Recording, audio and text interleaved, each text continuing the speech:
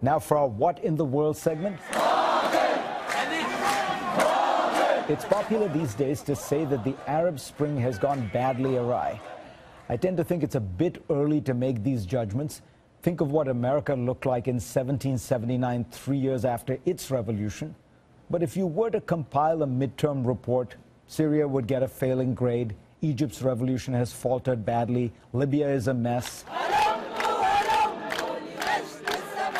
But there is one spark of hope for the revolutions of the Middle East. And it's a country that could be a model for all the others, Tunisia, which was the birthplace of the Arab Spring. What has Tunisia done right? Well, let's start with history. Tunisia has been quite different from Egypt and its neighbors for centuries. It was the first Arab state to develop a modern constitution, all the way back in 1861.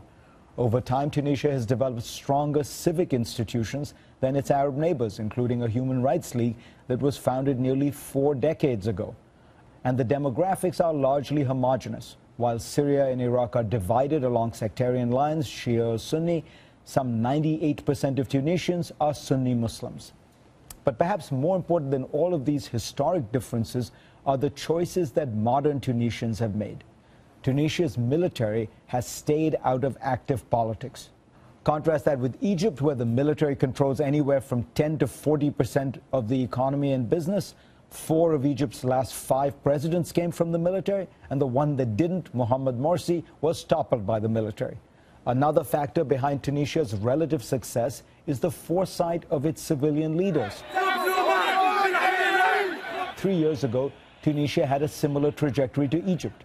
Both nations voted for Islamist leaders whose movements had either been suppressed, banned, or exiled.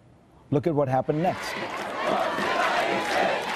In Egypt, when a fresh spate of protests began, President Morsi battened down the hatches and refused to reach out to his detractors. He was removed by force.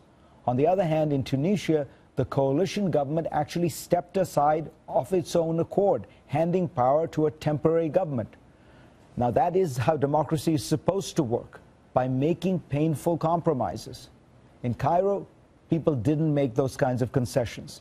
Egypt's Islamists wanted to push through a constitution that would be unacceptable to liberals and then to rule by presidential decree.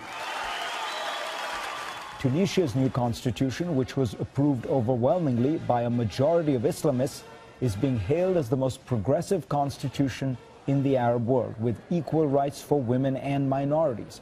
Last month, I hosted a panel at the World Economic Forum in Davos with top leaders from the Arab world. One of them, Tunisia's Rashid Ghannouchi, explained to me why his party, the Islamist Party, willingly stepped down from government last year in Tunisia. We had 2 choices, he said. Either we stay in power and we lose democracy, or we gain democracy and give up power. He chose the latter. It was a selfless choice, but also a savvy one. I won't be surprised if he and his party are back in power later this year. The Tunisian model is not flawless, but it has powerful lessons for the rest of the Arab world. This is a country that has learned the most difficult lesson of democracy, how to be inclusive and how to compromise.